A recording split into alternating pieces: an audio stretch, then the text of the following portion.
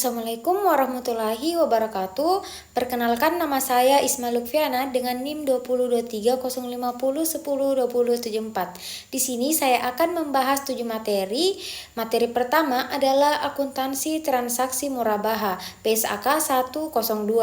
Pengertian murabaha. Murabaha adalah akad jual beli di mana penjual menjelaskan harga beli dan margin keuntungan kepada pembeli.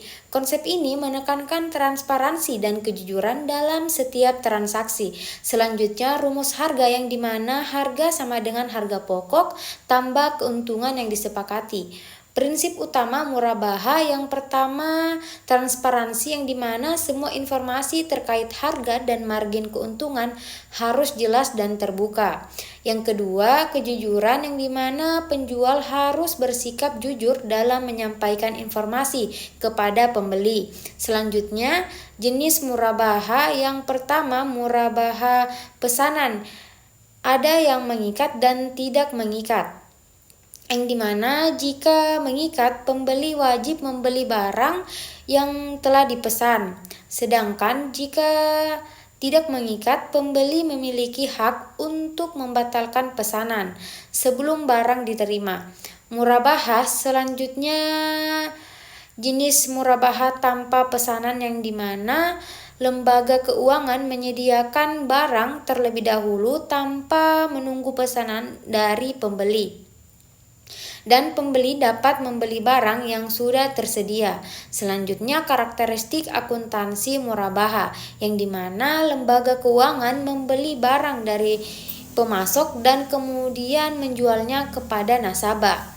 Kemudian harga dan margin keuntungan harus diumumkan kepada nasabah sebelum transaksi dilakukan, dan harga final antara penjual dan pembeli disepakati di awal akad sehingga tidak ada perubahan harga di kemudian hari, dan pembayarannya dapat dilakukan secara sekaligus atau melalui ansuran sesuai kesepakatan antara kedua belah pihak. Materi selanjutnya adalah akuntansi transaksi salam dan salam paralel PSAK 103. Pengertian salam. Salam adalah akad jual beli di mana pembeli membayar secara tunai di awal sementara barang akan diserahkan di kemudian hari. Pengertian salam paralel. Salam paralel adalah lembaga keuangan yang bertindak sebagai pembeli di satu akad dan sebagai penjual di akad lain.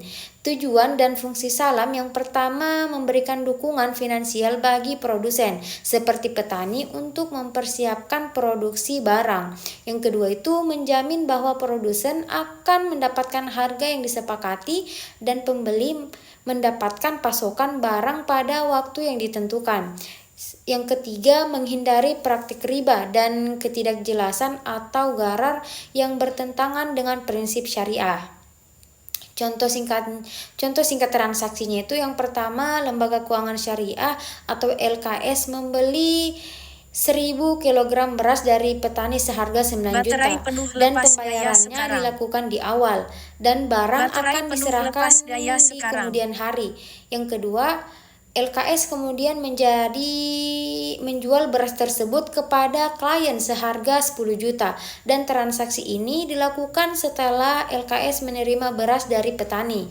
Yang ketiga itu laba bersih yang dimana 10 juta itu harga jual kurang 9 juta itu harga beli sama dengan 1 juta.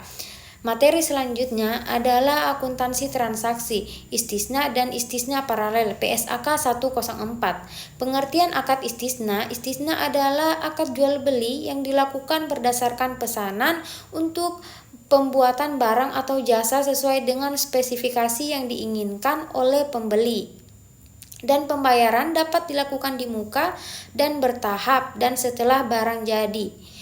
Istisna paralel adalah lembaga keuangan syariah atau LKS seperti bank menerima pesanan dari nasabah dan kemudian memesan barang atau jasa tersebut kepada pihak ketiga atau kontraktor. Terdapat dua akad terpisah. Yang pertama, bank dan nasabah yang dimana bank membuat perjanjian dengan nasabah untuk memproduksi barang atau jasa. Akad yang kedua, bank dan kontraktor, yang dimana bank membuat perjanjian terpisah dengan kontraktor untuk memproduksi barang yang dipesan oleh nasabah. Selanjutnya, karakteristik istisna paralel. Setiap akad memiliki risiko dan pencatatan yang terpisah. Misalnya, risiko yang diambil oleh bank dalam hubungan dengan nasabah berbeda dengan risiko yang diambil dalam hubungan dengan kontraktor. Dan kedua, akad tidak saling bergantung. Materi selanjutnya adalah akuntansi transaksi ijarah dan ijarah muntahiyah bitamlik atau IMBT.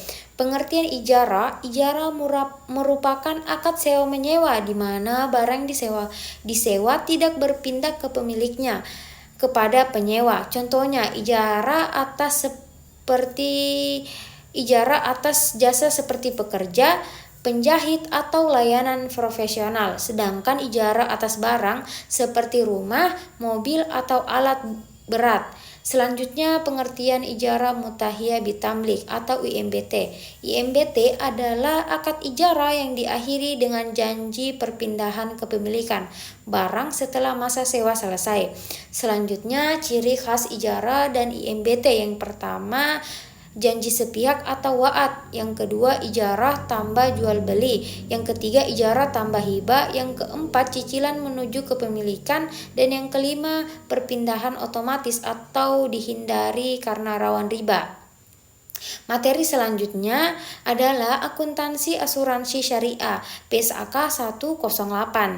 Pengertian asuransi syariah merupakan sistem perlindungan risiko yang berlandaskan pada prinsip-prinsip syariah Islam. Dalam asuransi syariah, peserta saling membantu satu sama lain melalui dana yang dikumpulkan untuk mengelola risiko. Selanjutnya, peran akuntansi syariah. Akuntan syariah berperan penting dalam memastikan bahwa semua transaksi asuransi dilakukan sesuai dengan prinsip Islam. Hal ini mencakup pencatatan dan pelaporan dan berpedoman pada PSAK 108.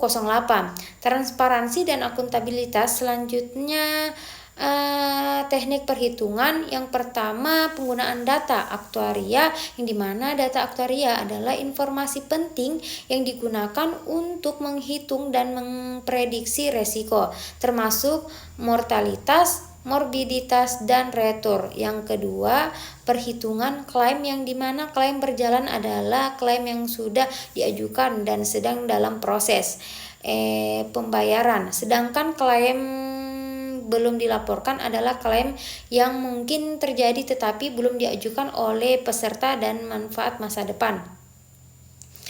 Materi selanjutnya adalah akuntansi transaksi dana, zakat, infak, dan sedekah PSAK 109. Pengertian ZIS. Yang pertama, zakat adalah harta yang wajib dikeluarkan oleh setiap muslim yang telah memenuhi syarat tertentu, yaitu nisab atau jumlah minimum harta dan haul atau masa kepemilikan 1 tahun. Sedangkan infak dan sedekah adalah sumbangan yang bersifat sukarela, bisa berupa uang atau barang yang diberikan untuk kepentingan umum dan membantu sesama. Tujuan akuntansi SIS itu mencatat, mengukur, menyajikan, dan mengungkapkan. PSAK 109 diterapkan oleh organisasi pengelola zakat atau OPZ seperti Basnas, Badan Amil Zakat Nasional, dan Lembaga Amil Zakat atau LAZ untuk memastikan transparansi dan akuntabilitas dalam mengelola dana ZIS dan mengatur pengakuan, pengukuran, pengungkapan, dan pelaporan. Materi selanjutnya adalah akuntansi suku PSAK 110. Pengertian suku. Suku merupakan obligasi syariah yang berfungsi sebagai bukti kepemilikan atas aset real, bukan sekedar utang, dan diterapkan sesuai akad syariah seperti ijarah, mudarabah, musyarakah, dan lain-lain, dan bebas dari riba, gharar, maisir. Selanjutnya, akuntansi suku PSAK 110 mengatur seluruh aspek akuntansi suku meliputi pengakuan, pengukuran, penyajian, pengungkapan, dan nilai wajar suku harus ditentukan secara adil dan sesuai dengan prinsip syariah.